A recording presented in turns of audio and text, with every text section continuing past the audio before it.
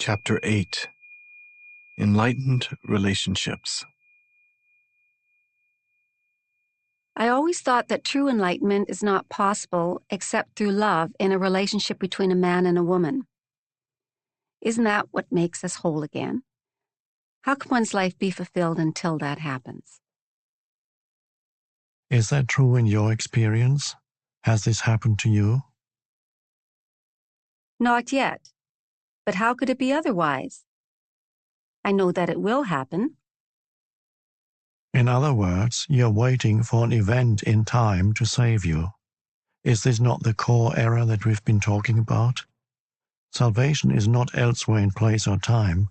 It is here and now. What does that statement mean? Salvation is here and now. I don't understand it.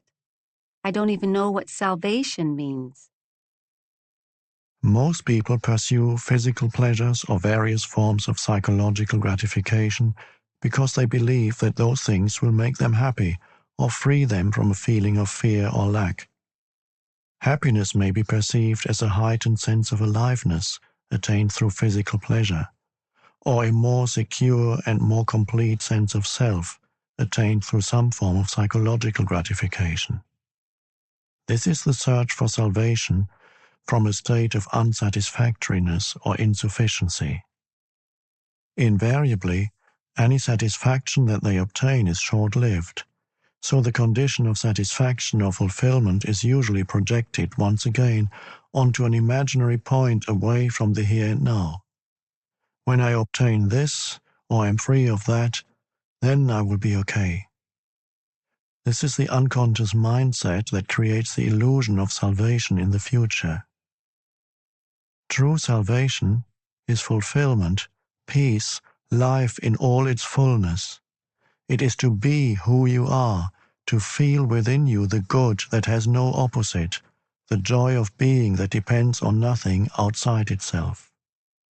It is felt not as a passing experience, but as an abiding presence. In theistic language, it is to know God, not as something outside you, but as your own innermost essence. True salvation is to know yourself as an inseparable part of the timeless and formless one life from which all that exists derives its being.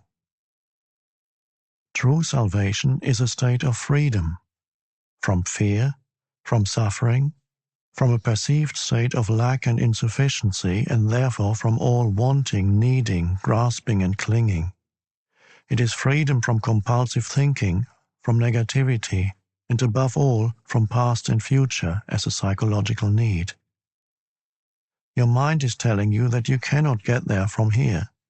Something needs to happen, or you need to become this or that before you can be free and fulfilled. It is saying, in fact, that you need time, that you need to find, sort out, do, achieve, acquire, become, or understand something before you can be free or complete. You see time as a means to salvation, whereas in truth, it is the greatest obstacle to salvation. You think that you can't get there from where and who you are at this moment because you are not yet complete or good enough. But the truth is that here and now is the only point from where you can get there. You get there by realizing that you are there already. You find God the moment you realize that you don't need to seek God. So there's no only way to salvation. Any condition can be used, but no particular condition is needed. However, there's only one point of access, the now. There can be no salvation away from this moment. You're lonely and without a partner? Enter the now from there. You're in a relationship? Enter the now from there. There's nothing you can ever do or attain that will get you closer to salvation than it is at this moment. This may be hard to grasp for a mind accustomed to thinking that everything worthwhile is in the future. Nor can anything that you ever did or that was done to you in the past prevent you from saying yes to what is and taking your attention deeply into the now. You cannot do this in the future. You do it now or not at all.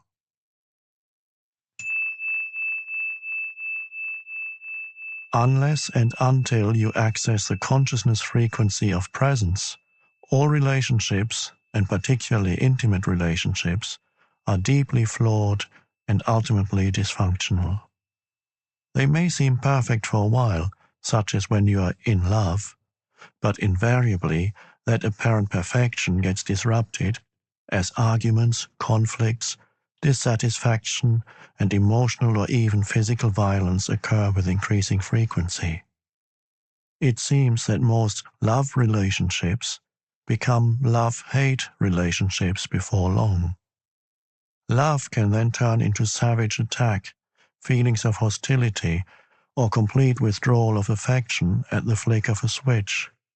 This is considered normal.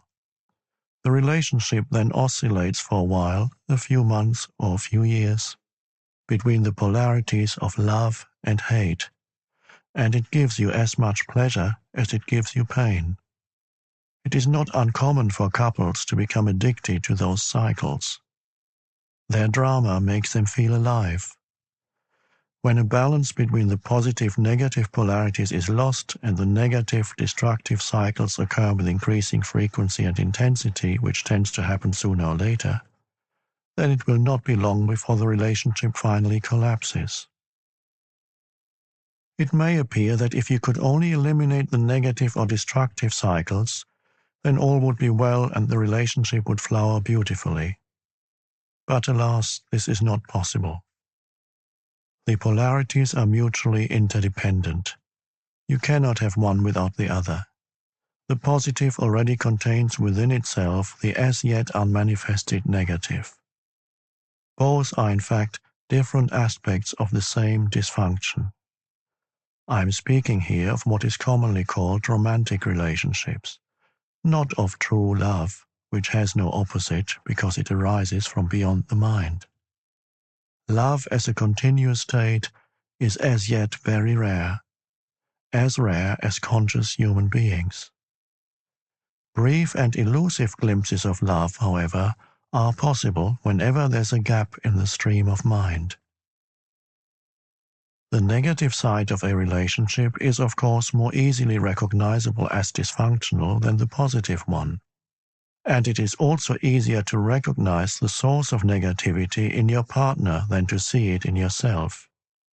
It can manifest in many forms: possessiveness, jealousy, control, withdrawal, and unspoken resentment, the need to be right, insensitivity and self-absorption, emotional demands and manipulation, the urge to argue, criticize, judge, blame, or attack, anger, unconscious revenge for past pain inflicted by a parent, rage, and physical violence. On the positive side, you are in love with your partner. This is at first a deeply satisfying state. You feel intensely alive. Your existence has suddenly become meaningful because someone needs you, wants you, and makes you feel special, and you do the same for him or her. When you are together, you feel whole. The feeling can become so intense that the rest of the world fades into insignificance. However, you may also have noticed that there is a neediness and a clinging quality to that intensity. You become addicted to the other person. He or she acts on you like a drug. You're on a high when the drug is available, but even the possibility or the thought that he or she might no longer be there for you can lead to jealousy, possessiveness, attempts at manipulation through emotional blackmail, blaming and accusing, fear of loss. If the other person does leave you, this can give rise to the most intense hostility or the most profound grief and despair. In an instant, loving tenderness can turn into a savage attack or dreadful grief. Where is the love now? Can love change into its opposite in an instant? Was it love in the first place, or just an addictive grasping and clinging? Why should we become addicted to another person? The reason why the romantic love relationship is such an intense and universally sought-after experience is that it seems to offer liberation from a deep-seated state of fear, need, lack, and incompleteness that is part of the human condition in its unredeemed and unenlightened state. There is a physical as well as a psychological dimension to this state. On the physical level, you are obviously not whole, nor will you ever be. You are either a man or a woman, which is to say, one half of the whole. On this level, the longing for wholeness, the return to oneness, manifests as male-female attraction, man's need for woman, woman's need for man. It is an almost irresistible urge for union with the opposite energy polarity. The root of this physical urge is a spiritual one, the longing for an end to duality, a return to the state of wholeness. Sexual union is the closest you can get to this state on the physical level. This is why it is the most deeply satisfying experience the physical realm can offer. But sexual union is no more than a fleeting glimpse of wholeness, an instant of bliss. As long as it is unconsciously sought as a means of salvation, you are seeking the end of duality on the level of form, where it cannot be found. You are given a tantalizing glimpse of heaven, but you are not allowed to dwell there and find yourself again in a separate body. On the psychological level, the sense of lack and incompleteness is, if anything, even greater than on the physical level. As long as you are identified with your mind, you have an externally derived sense of self. That is to say, you get your sense of who you are from things that ultimately have nothing to do with who you are. Your social role, possessions, external appearance, successes and failures, belief systems, and so on. This false mind-made self, the ego, feels vulnerable, insecure, and is always seeking new things to identify with to give it a feeling that it exists. But nothing is ever enough to give it lasting fulfillment. Its fear remains. Its sense of lack and neediness remains. But then that special relationship comes along. It seems to be the answer to all the ego's problems and to meet all its needs. At least this is how it appears at first. All the other things that you derived your sense of self from before now become relatively insignificant. You now have a single focal point that replaces them all, gives meaning to your life, and through which you define your identity, the person you are in love with. You are no longer a disconnected fragment in an uncaring universe, or so it seems. Your world now has a center, the loved one. The fact that the center is outside you and that, therefore, you still have an externally derived sense of self does not seem to matter at first. What matters is that the underlying feelings of incompleteness, of fear, lack, and unfulfillment, so characteristic of the egoic state, are no longer there. Or are they? Have they dissolved, or do they continue to exist underneath the happy surface reality? If in your relationships you experience both love and the opposite of love, attack, emotional violence, and so on, then it is likely that you are confusing ego attachment and addictive clinging with love. You cannot love your partner one moment and attack him or her the next. True love has no opposite.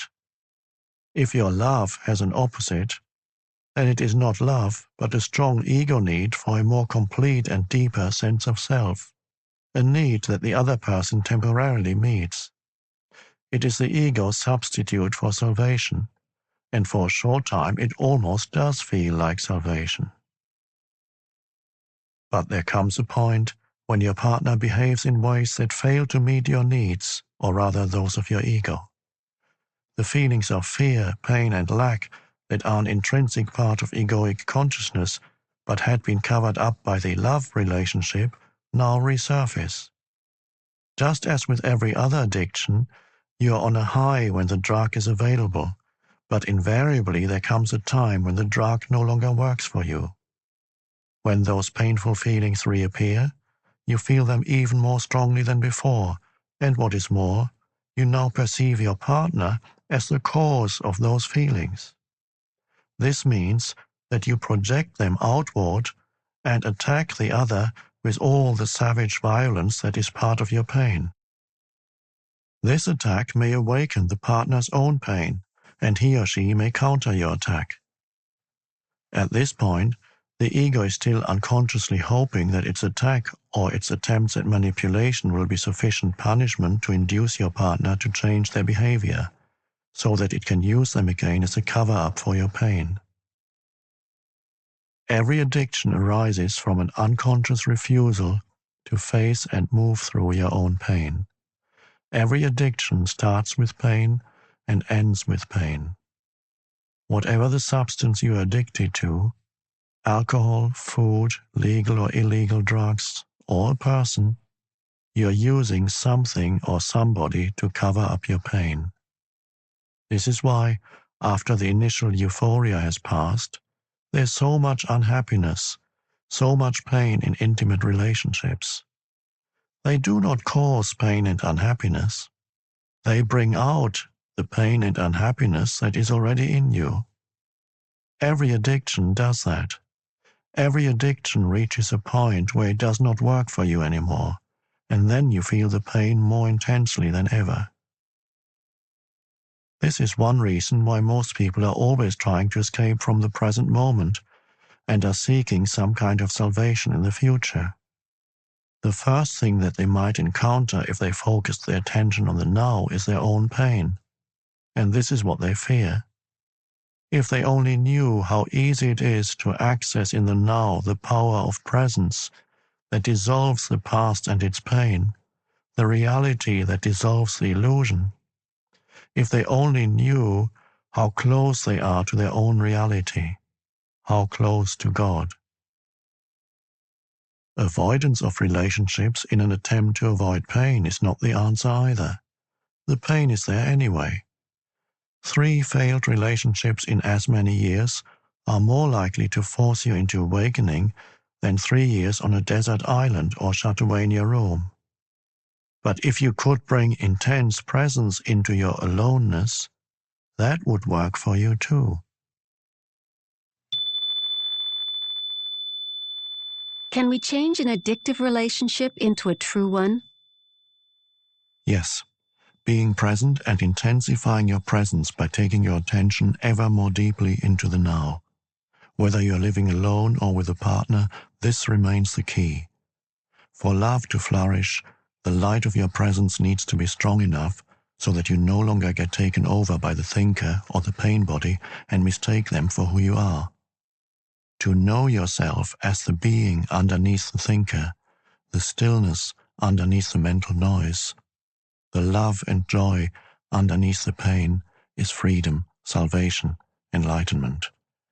To disidentify from the pain body is to bring presence into the pain and thus transmute it. To disidentify from thinking is to be the silent watcher of your thoughts and behavior, especially the repetitive patterns of your mind and the roles played by the ego. If you stop investing it with selfness, the mind loses its compulsive quality, which basically is the compulsion to judge and so to resist what is, which creates conflict, drama, and new pain. In fact, the moment that judgment stops through acceptance of what is, you are free of the mind. You have made room for love, for joy, for peace. First, you stop judging yourself. Then you stop judging your partner. The greatest catalyst for change in a relationship is complete acceptance of your partner as he or she is, without needing to judge or change them in any way. That immediately takes you beyond ego. All mind games and all addictive clinging are then over. There are no victims and no perpetrators anymore, no accuser and accused. This is also the end of all codependency, of being drawn into somebody else's unconscious pattern and thereby enabling it to continue. You will then either separate, in love, or move ever more deeply into the now together, into being. Can it be that simple? Yes, it is that simple. Love is a state of being. Your love is not outside, it is deep within you. You can never lose it, and it cannot leave you.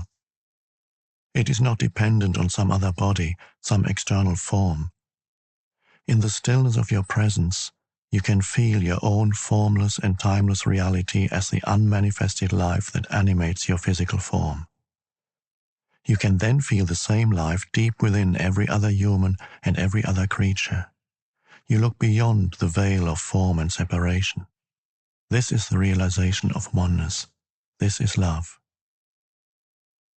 What is God? The eternal one life underneath all the forms of life. What is love? To feel the presence of that one life deep within yourself and within all creatures. To be it. Therefore, all love is the love of God.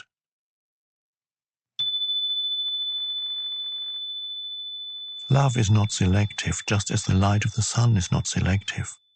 It does not make one person special. It is not exclusive. Exclusivity is not the love of God, but the love of ego. However, the intensity with which true love is felt can vary.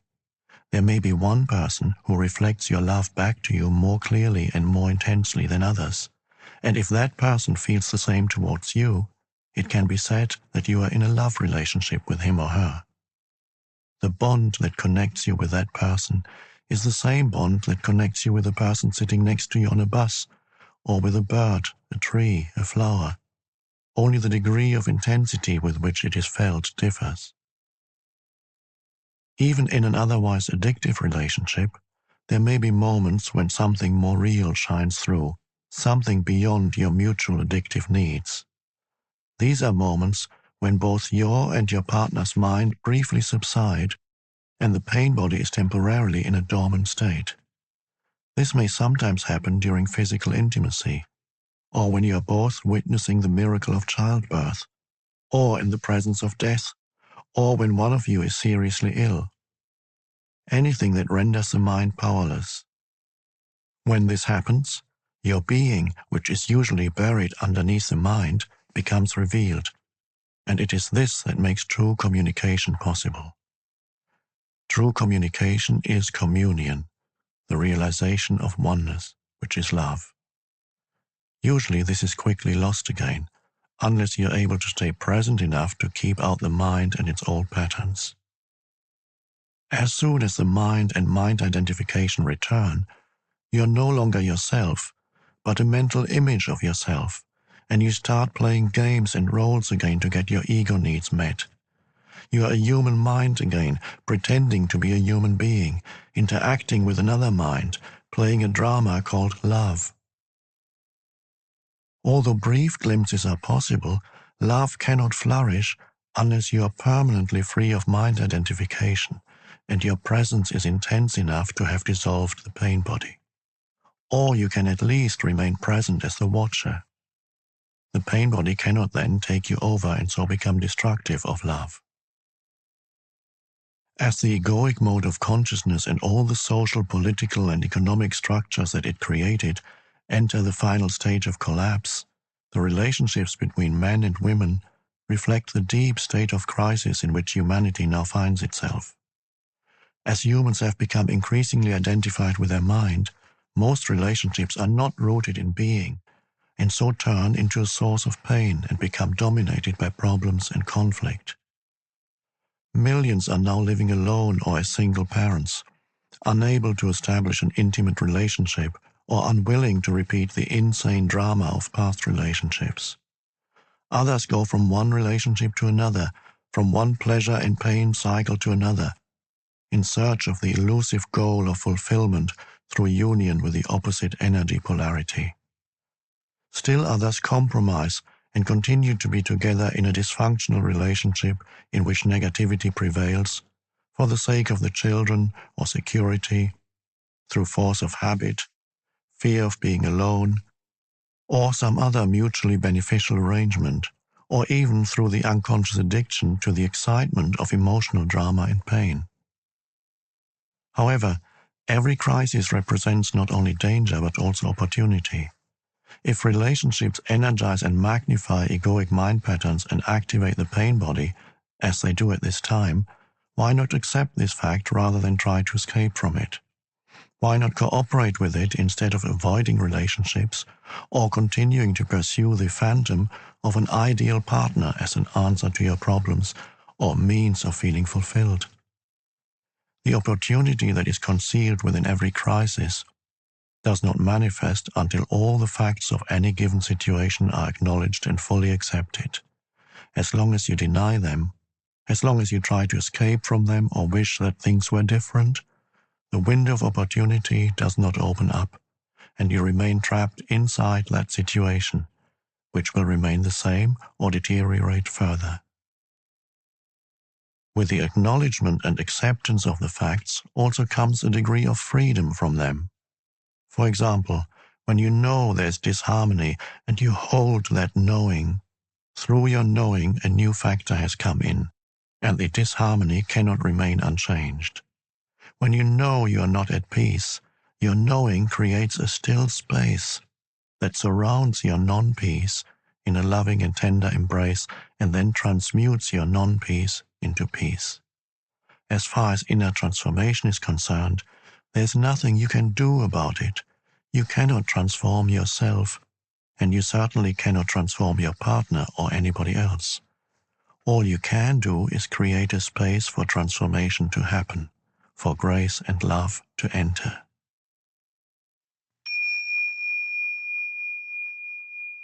So whenever your relationship is not working, whenever it brings out the madness in you and in your partner, be glad. What was unconscious is being brought up to the light. It is an opportunity for salvation. Every moment, hold the knowing of that moment, particularly of your inner state. If there's anger, know there's anger. If there's jealousy, defensiveness, the urge to argue, the need to be right, an inner child demanding love and attention, or emotional pain of any kind, whatever it is, know the reality of that moment and hold the knowing. The relationship then becomes your sadhana, your spiritual practice. If you observe unconscious behavior in your partner, hold it in the loving embrace of your knowing so that you won't react. Unconsciousness and knowing cannot coexist for long, even if the knowing is only in the other person and not in the one who is acting out the unconsciousness. The energy form that lies behind hostility and attack finds the presence of love absolutely intolerable. If you react at all to your partner's unconsciousness, you become unconscious yourself. But if you then remember to know your reaction, nothing is lost. Humanity is under great pressure to evolve because it is our only chance of survival as a race. This will affect every aspect of your life, and close relationships in particular. Never before have relationships been as problematic and conflict-ridden as they are now. As you may have noticed, they are not here to make you happy or fulfilled. If you continue to pursue the goal of salvation through a relationship, you will be disillusioned again and again. But if you accept that the relationship is here to make you conscious instead of happy, then the relationship will offer you salvation, and you will be aligning yourself with the higher consciousness that wants to be born into this world. For those who hold on to the old patterns, there will be increasing pain, violence, confusion, and madness. I suppose that it takes two to make a relationship into a spiritual practice, as you suggest. For example, my partner is still acting out his old patterns of jealousy and control. I have pointed this out many times, but he is unable to see it. How many people does it take to make your life into a spiritual practice? Never mind if your partner will not cooperate. Sanity, consciousness, can only come into this world through you. You do not need to wait for the world to become sane or for somebody else to become conscious before you can be enlightened. You may wait forever. Do not accuse each other of being unconscious. The moment you start to argue, you have identified with a mental position and are now defending not only that position, but also your sense of self. The ego is in charge. You have become unconscious. At times, it may be appropriate to point out certain aspects of your partner's behavior. If you're very alert, very present, you can do so without ego involvement, without blaming, accusing, or making the other wrong. When your partner behaves unconsciously, relinquish all judgment. Judgment is either to confuse someone's unconscious behavior with who they are, or to project your own unconsciousness onto another person and mistake that for who they are. To relinquish judgment does not mean that you do not recognize dysfunction and unconsciousness when you see it. It means being the knowing rather than being the reaction and the judge. You will then either be totally free of reaction, or you may react and still be the knowing, the space in which the reaction is watched and allowed to be. Instead of fighting the darkness, you bring in the light. Instead of reacting to delusion, you see the delusion, yet at the same time look through it. Being the knowing creates a clear space of loving presence that allows all things and all people to be as they are. No greater catalyst for transformation exists. If you practice this, your partner cannot stay with you and remain unconscious. If you both agree that the relationship will be your spiritual practice, so much the better. You can then express your thoughts and feelings to each other as soon as they occur, or as soon as a reaction comes up, so that you do not create a time gap in which an unexpressed or unacknowledged emotion or grievance can fester and grow. Learn to give expression to what you feel without blaming. Learn to listen to your partner in an open, non-defensive way. Give your partner space for expressing himself or herself. Be present.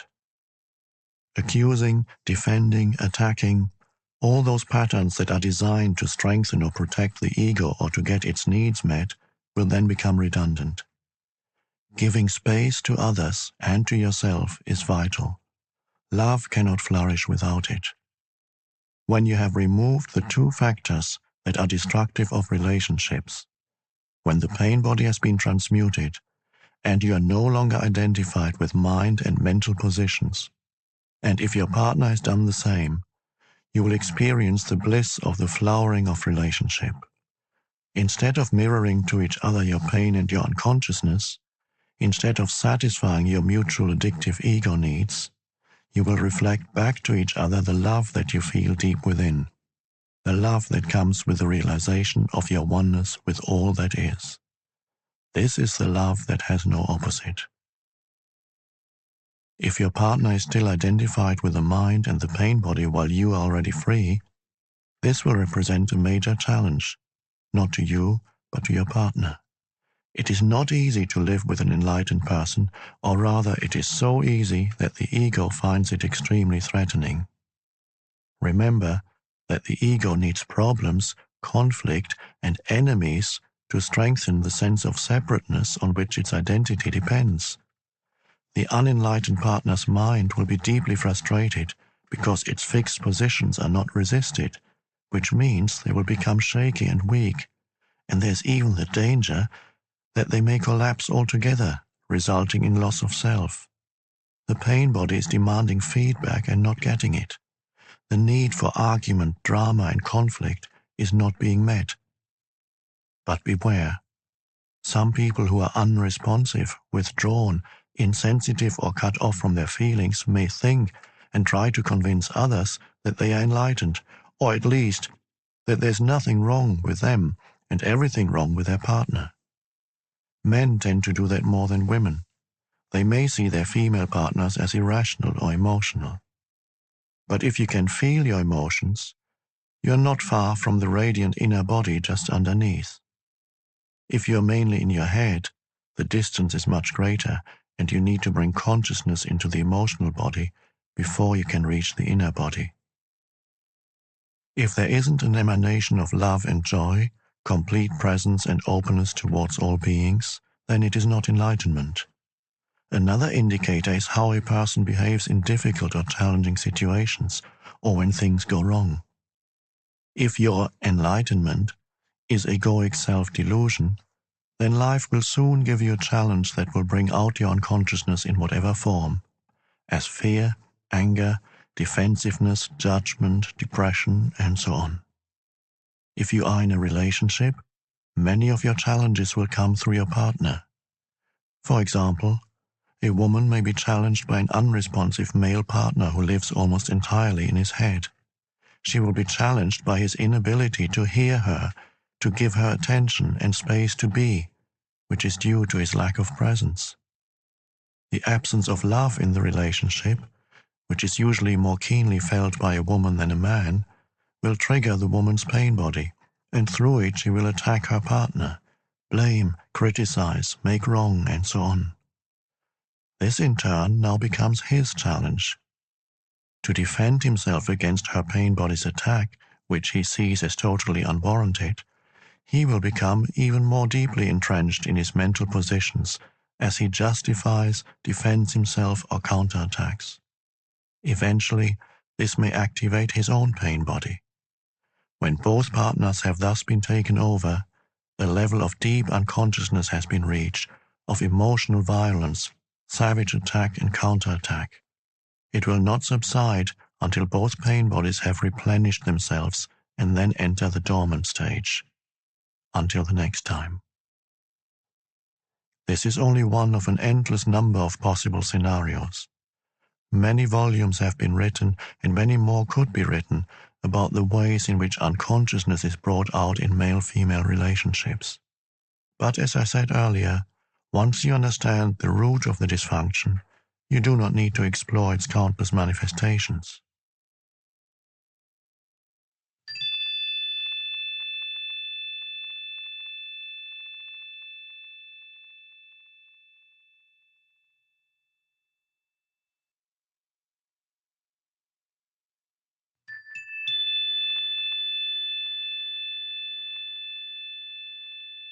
Let's briefly look again at the scenario I've just described. Every challenge that it contains is actually a disguised opportunity for salvation.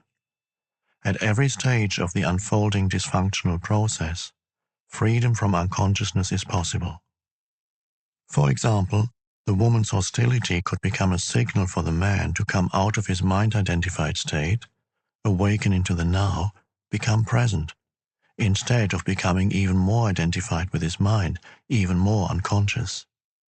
Instead of being the pain body, the woman could be the knowing that watches the emotional pain in herself, thus accessing the power of the now and initiating the transmutation of the pain.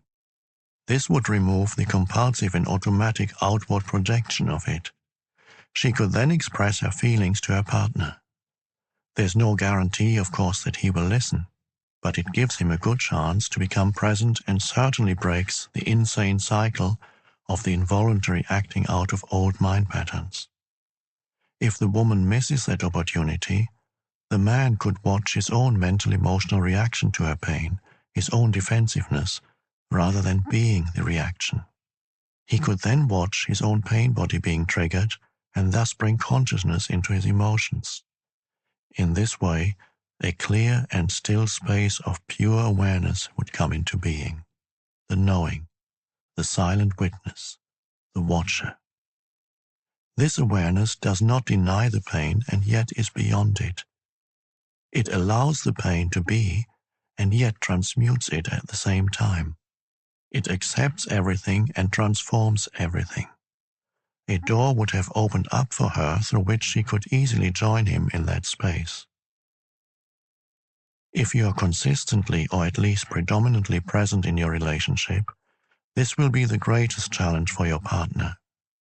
They will not be able to tolerate your presence for very long and stay unconscious. If they are ready, They will walk through the door that you opened for them and join you in that state.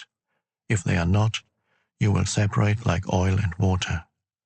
The light is too painful for someone who wants to remain in darkness. Are the obstacles to enlightenment the same for a man as for a woman? Yes, but the emphasis is different. Generally speaking, it is easier for a woman to feel and be in her body, so she is naturally closer to being and potentially closer to enlightenment than a man. This is why many ancient cultures instinctively chose female figures or analogies to represent or describe the formless and transcendental reality. It was often seen as a womb that gives birth to everything in creation and sustains and nourishes it during its life as form. In the Tao Te Ching, one of the most ancient and profound books ever written, the Tao, which could be translated as being, is described as infinite, eternally present, the mother of the universe. Naturally, women are closer to it than men since they virtually embody the unmanifested. What is more, all creatures and all things must eventually return to the source. All things vanish into the Tao, it alone endures. Since the source is seen as female, this is represented as the light and dark sides of the archetypal feminine in psychology and mythology. The goddess or divine mother has two aspects. She gives life and she takes life. When the mind took over and humans lost touch with the reality of their divine essence, they started to think of God as a male figure. Society became male-dominated, and the female was made subordinate to the male. I'm not suggesting a return to earlier female representations of the divine. Some people now use the term goddess instead of God. They are redressing a balance between male and female that was lost a long time ago, and that is good. But it is still a representation and a concept, perhaps temporarily useful, just as a map or signpost is temporarily useful, but more a hindrance than a help when you are ready to realize the reality beyond all concepts and images. What does remain true, however, is that the energy frequency of the mind appears to be essentially male. The mind resists, fights for control, uses, manipulates, attacks, tries to grasp and possess, and so on. This is why the traditional God is a patriarchal, controlling authority figure, an often angry man who you should live in fear of, as the Old Testament suggests. This God is a projection of the human mind. To go beyond the mind and reconnect with the deeper reality of being, very different qualities are needed. Surrender, non-judgment, an openness that allows life to be instead of resisting it, the capacity to hold all things in the loving embrace of your knowing. All these qualities are much more closely related to the female principle. Whereas mind energy is hard and rigid, being energy is soft and yielding and yet infinitely more powerful than mind. The mind runs our civilization, whereas being is in charge of all life on our planet and beyond. Being is the very intelligence whose visible manifestation is the physical universe.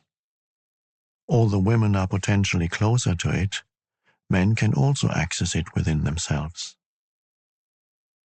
At this time, the vast majority of men as well as women are still in the grip of the mind, identified with the thinker and the pain body. This, of course, is what prevents enlightenment and the flowering of love. As a general rule, the major obstacle for men tends to be the thinking mind, and the major obstacle for women the pain body, although in certain individual cases the opposite may be true, and in others the two factors may be equal. Why is the pain body more of an obstacle for women? The pain body usually has a collective as well as a personal aspect. The personal aspect is the accumulated residue of emotional pain suffered in one's own past. The collective one is the pain accumulated in the collective human psyche over thousands of years through disease, torture, war, murder, cruelty, madness, and so on. Everyone's personal pain body also partakes of this collective pain body. There are different strands in the collective pain body. For example, certain races or countries in which extreme forms of strife and violence occur have a heavier collective pain body than others. Anyone with a strong pain body and not enough consciousness to disidentify from it will not only continuously or periodically be forced to relive their emotional pain, but may also easily become either the perpetrator or the victim of violence, depending on whether their pain body is predominantly active or passive. On the other hand, they may also be potentially closer to enlightenment. This potential isn't necessarily realized, of course, but if you're trapped in a nightmare, you will probably be more strongly motivated to awaken than someone who is just caught up in the ups and downs of an ordinary dream. Apart from her personal pain body, every woman has her share in what could be described as the collective female pain body, unless she is fully conscious. This consists of accumulated pain suffered by women, partly through male subjugation of the female, through slavery, exploitation, rape, childbirth, child loss, and so on, over thousands of years. The emotional or physical pain that for many women precedes and coincides with the menstrual flow is the pain body in its collective aspect that awakens from its dormancy at that time, although it can be triggered at other times too. It restricts the free flow of life energy through the body, of which menstruation is a physical expression. Let's dwell on this for a moment and see how it can become an opportunity for enlightenment. Often a woman is taken over by the pain body at that time. It has an extremely powerful energetic charge that can easily pull you into unconscious identification with it. You are then actively possessed by an energy field that occupies your inner space and pretends to be you, but of course is not you at all. It speaks through you, acts through you, thinks through you. It will create negative situations in your life so that it can feed on the energy. It wants more pain in whatever form. I have described this process already. It can be vicious and destructive. It is pure pain, past pain, and it is not you. The number of women who are now approaching the fully conscious state already exceeds that of men and will be growing even faster in the years to come. Men may catch up with them in the end, but for some considerable time there will be a gap between the consciousness of men and that of women. Women are regaining the function that is their birthright and therefore comes to them more naturally than it does to men, to be a bridge between the manifested world and the unmanifested, between physicality and spirit. Your main task as a woman now is to transmute the pain body so that it no longer comes between you and your true self, the essence of who you are. Of course, you also have to deal with the other obstacle to enlightenment, which is the thinking mind, but the intense presence you generate when dealing with the pain body will also free you from identification with the mind. The first thing to remember is this: as long as you make an identity for yourself out of the pain, you cannot become free of it. As long as part of your sense of self is invested in your emotional pain, you will unconsciously resist or sabotage every attempt that you make to heal that pain. Why? Quite simply because you want to keep yourself intact, and the pain has become an essential part of you. This is an unconscious process, and the only way to overcome it is to make it conscious. To suddenly see that you are, or have been, attached to your pain can be quite a shocking realization. The moment you realize this, you have broken the attachment. The pain body is an energy field, almost like an entity, that has become temporarily lodged in your inner space. It is life energy that has become trapped, energy that is no longer flowing. Of course, the pain body is there because of certain things that happened in the past. It is the living past in you, and if you identify with it, you identify with the past. A victim identity is the belief that the past is more powerful than the present, which is the opposite of the truth. It is the belief that other people and what they did to you are responsible for who you are now, for your emotional pain or your inability to be your true self. The truth is that the only power there is contained within this moment. It is the power of your presence. Once you know that, you also realize that you are responsible for your inner space now. Nobody else is, and that the past cannot prevail against the power of the now.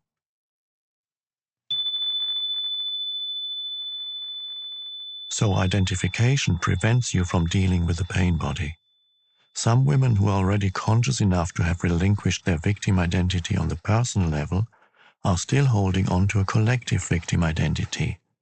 What men did to women. They are right, and they are also wrong. They are right inasmuch as the collective female pain body is, in large part, due to male violence inflicted on women and repression of the female principle throughout the planet over millennia.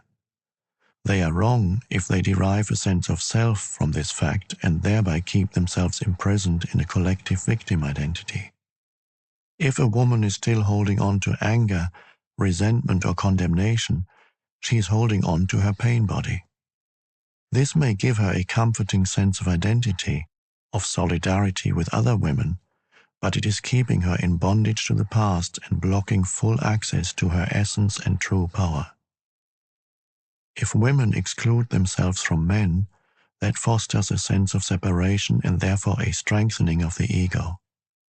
And the stronger the ego, the more distant you are from your true nature. So do not use the pain body to give you an identity. Use it for enlightenment instead. Transmute it into consciousness. One of the best times for this is during menses. I believe that, in the years to come, many women will enter the fully conscious state during that time. Usually, it is a time of unconsciousness for many women, as they are taken over by the collective female pain body. Once you have reached a certain level of consciousness, however, you can reverse this, so instead of becoming unconscious, you become more conscious. I have described the basic process already, but let me take you through it again, this time with special reference to the collective female pain body. When you know that the menstrual flow is approaching, before you feel the first signs of what is commonly called premenstrual tension, the awakening of the collective female pain body, become very alert and inhabit your body as fully as possible. When the first sign appears, you need to be alert enough to catch it before it takes you over. For example, the first sign may be a sudden strong irritation or a flash of anger, or it may be a purely physical symptom. Whatever it is, catch it before it can take over your thinking or behavior. This simply means putting the spotlight of your attention on it. If it is an emotion, feel the strong energy charge behind it. Know that it is the pain body. At the same time, be the knowing, that is to say, be aware of your conscious presence and feel its power. Any emotion that you take your presence into will quickly subside and become transmuted. If it is a purely physical symptom, the attention that you give it will prevent it from turning into an emotion or a thought. Then continue to be alert and wait for the next sign of the pain body. When it appears, catch it again in the same way as before. Later, when the pain body has fully awakened from its dormant state, you may experience considerable turbulence in your inner space for a while, perhaps for several days. Whatever form this takes, stay present. Give it your complete attention. Watch the turbulence inside you. Know it is there. Hold the knowing and be the knowing. Remember, Do not let the pain body use your mind and take over your thinking. Watch it. Feel its energy directly inside your body. As you know, full attention means full acceptance.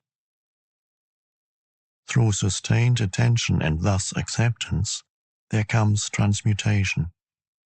The pain body becomes transformed into radiant consciousness, just as a piece of wood, when placed in or near a fire, itself is transformed into fire. Menstruation will then become not only a joyful and fulfilling expression of your womanhood, but also a sacred time of transmutation when you give birth to a new consciousness. Your true nature then shines forth, both in its female aspect as the goddess and in its transcendental aspect as the divine being that you are beyond male and female duality. If your male partner is conscious enough, he can help you with the practice I've just described by holding the frequency of intense presence, particularly at this time. If he stays present whenever you fall back into unconscious identification with the pain body, which can and will happen at first, you will be able to quickly rejoin him in that state. This means that whenever the pain body temporarily takes over, whether during menses or at other times, your partner will not mistake it for who you are. Even if the pain body attacks him, as it probably will, he will not react to it as if it were you, withdraw or put up some kind of defense. He will hold the space of intense presence. Nothing else is needed for transformation. At other times, you will be able to do the same for him, or help him reclaim consciousness from the mind by drawing his attention into the here and now whenever he becomes identified with his thinking. In this way, a permanent energy field of a pure and high frequency will arise between you. No illusion, no pain, no conflict, nothing that is not you and nothing that is not love can survive in it. This represents the fulfillment of the divine, transpersonal purpose of your relationship. It becomes a vortex of consciousness that will draw in many others. When one is fully conscious, would one still have a need for a relationship? Would a man still feel drawn to a woman? Would woman still feel incomplete without a man? Enlightened or not, you are either a man or a woman, so on the level of your form identity, you are not complete. You are one half of the whole. This incompleteness is felt as male-female attraction, the pull towards the opposite energy polarity, no matter how conscious you are. But in that state of inner connectedness, you feel this pull somewhere on the surface or periphery of your life. Anything that happens to you in that state feels somewhat like that. The whole world seems like waves or ripples on the surface of a vast and deep ocean.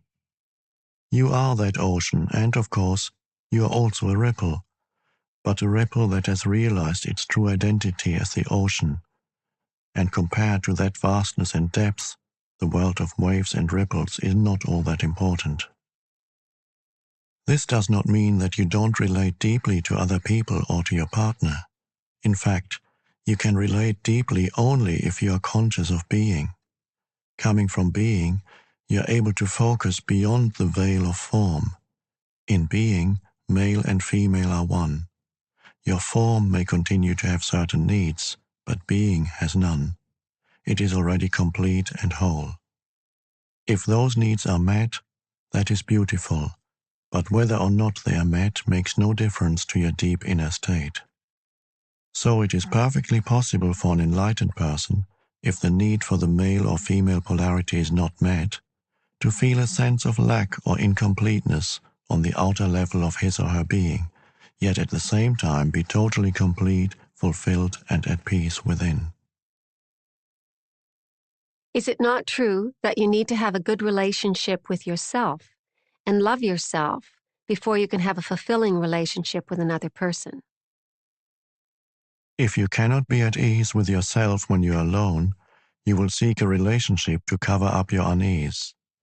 You can be sure that the unease will then reappear in some other form within the relationship, and you will probably hold your partner responsible for it.